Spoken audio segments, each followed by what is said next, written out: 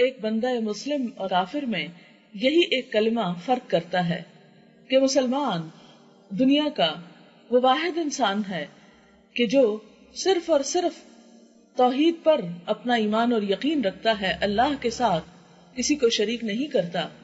لیکن افسوس کے ساتھ کہنا پڑتا ہے کہ بعض اوقات ہم جان کر نہیں، انجانے میں بے سمجھے بعض ایسے کانسیپٹ ڈیولپ کر لیتے ہیں، بعض ایسی سوچیں رکھتے ہیں، بعض ایسے جملے بولتے ہیں کہ جس کے اندر کسی نہ کسی طرح شرک کی کچھ ملاوٹ ہو جاتی ہے. جیسے کہ نبی صلی اللہ علیہ وسلم نے فرمایا تھا کہ میری امت میں شرک اس طرح داخل ہو جائے گا جس طرح سیاہ رات میں سیاہ پتھر پر سیاہ چونٹی چلتی ہے، تو کسی کو پتا نہیں چلتا کہ یہاں کوئی چونٹی چل رہی ہے. اندھیرے میں اگر کوئی چیز چل رہی ہو تو انسان اس کو پہچان نہیں سکتا. اسی طرح جب دین سے لا علمی ہوتی ہے، جہالت کا اندھیرا ہوتا ہے، تو ایسے میں بھی انسان یہ نہیں پہچان پاتا کہ کہیں شرک ہو رہا ہے. پھر آپ دیکھیں کہ چونکہ شرک ایسا گناہ ہے کہ جس کی موجودگی میں کوئی عبادت فائدہ نہیں دیتی، کوئی دوسری چیز انسان کو اللہ کے قریب نہیں کر سکتی. یہ بالکل ایسے ہی ہے کہ جیسے ایک انسان اگر بہت اچھی غذا کھائے لیکن ساتھ ہی تھوڑا سا سینکھیا بھی کھا لے تو اچھی غذا ساری کی ساری بیکار ہو جائے گی اگر زہر ساتھ کھا لیا یا جراثیم بھری کوئی چیز کھا لی. بالکل اسی طرح ایک طرف اگر انسان نماز پڑھتا ہے، روزہ رکھتا ہے، ذکر اذکار کرتا ہے، لیکن ساتھ ہی کچھ ایسی سوچیں رکھتا ہے، کچھ ایسے کام کرتا ہے کہ جس میں شرک ہے، تو اس میں یہ نیکیاں شرک جو ہے ان کو ضائع کر دیتا ہے. ویسے تو ساری زندگی ہی اطاعت اللہ کی عبادت کہلاتی ہے، لیکن خاص طور پر جو ہمارے ریچولز ہیں جیسے نماز ہے، روزہ ہے، حج، زکوٰۃ ہے، یہ سب کچھ صرف اور صرف اللہ کے لیے ہونا چاہیے. مثلاً ہمارا سجدہ اللہ کے سوا کسی اور کے لیے نہیں ہونا چاہیے.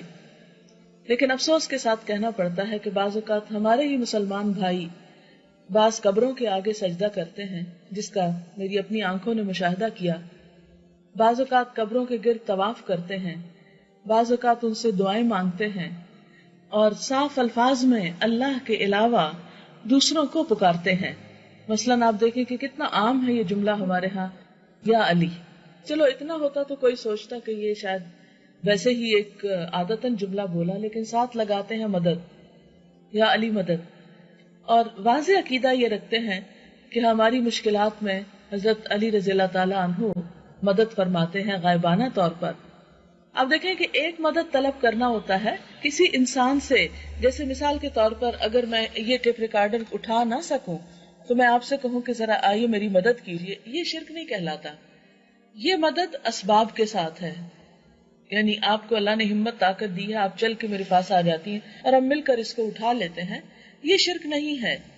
لیکن ایک ایسا انسان جو یہاں موجود نہ ہو، اس کے بارے میں یہ سمجھنا کہ اس کی اتنی طاقت ہے کہ وہ روحانی طور پر میری ایسی مدد کرے گا کہ میں اکیلے ہی اس کام کو کرنے کے قابل ہو جاؤں، تو یہ چیز شرک میں شمار ہو جاتی ہے. کیونکہ ہماری دعا بھی صرف اسی سے ہونی چاہیے، یعنی ہمارا سجدہ، ہمارا مال خرچ کرنا، صدقہ خیرات، جیسے جانور وغیرہ ذبح کرنا. عربوں کے ہاں بتوں کے نام پر جانور ذبح کیے جاتے تھے اور چڑھاوے چڑھائے جاتے تھے. لیکن افسوس کہ آج ہمارے ہاں وہ بت تو نہیں رہے جو کھڑے ہیں، لیکن کچھ بت ایسے جو لیٹے ہوئے ہیں مردہ انسانوں کی شکل میں، ان کے نام پر بعض اوقات ایسے کام شروع کر دیے جاتے ہیں. لیکن آپ دیکھیں کہ نبی صلی اللہ علیہ وسلم نے اللہ تعالیٰ کی قربت چاہنے کے لیے ایسا کوئی بھی کام نہیں کیا. قرآن پاک میں خود نبی صلی اللہ علیہ وسلم کو حکم ہے فَصَلِّ لِرَبِّكَ وَانْحَرْ، نماز پڑھو اپنے رب کے لیے اور قربانی کرو اپنے رب کے لیے. جب آپ کو حکم ہے کہ رب کے لیے کرو تو پھر کوئی شخص آپ کے لیے بھی نہیں کر سکتا، اور اگر آپ کے لیے نہ کر سکے تو کسی اور بزرگ انسان کے لیے بھلا کیسے کر سکتا ہے. تو گویا کسی ہستی کے آگے جھکنا، رکوع کرنا، ہاتھ باندھ کر اس طرح کھڑے ہونا یا ان سے دعائیں مانگنا، یا ان کی قبر پر طواف کرنا. مجھے مصر جانے کا اتفاق ہوا اور وہاں امام حسین کے روزے کے نام سے ایک میدان حسین ازہر یونیورسٹی کے بالکل قریب ہی جگہ ہے. وہاں کہتے ہیں کہ امام حسین کا سر دفن ہے. اور پھر شام میں ہم آئے تو پتہ چلا وہاں بھی یہ خیال موجود ہے کہ وہاں بھی یہ چیز ہے. دونوں جگہوں کی تصویریں میں نے لی. اب آپ دیکھیں کہ وہاں بہت سارے لوگ، اتنا ہجوم تھا، باقاعدہ ایک طرف سے جاتے تھے اور دوسری طرف آتے تھے اور اسی طرح سرکل بنا رہے تھے جیسے ہمارا کعبہ شریف کے لیے طواف ہوتا ہے. اور اس میں باقاعدہ پکار کر ان کو دعائیں کی جا رہی ہیں، یہ سوچ کر کہ وہ سن رہے ہیں اور ہماری مدد کریں گے اور ہمارے کام آئیں گے. یہ چیز قرآن کی تعلیمات کے سراسر خلاف ہے. کہیں بھی قرآن پاک میں اللہ کے علاوہ کسی اور کو پکارنے، کسی اور سے دعائیں مانگنے، کسی اور کے آگے حاجت رکھنے کی کوئی بھی گنجائش نہیں ملتی.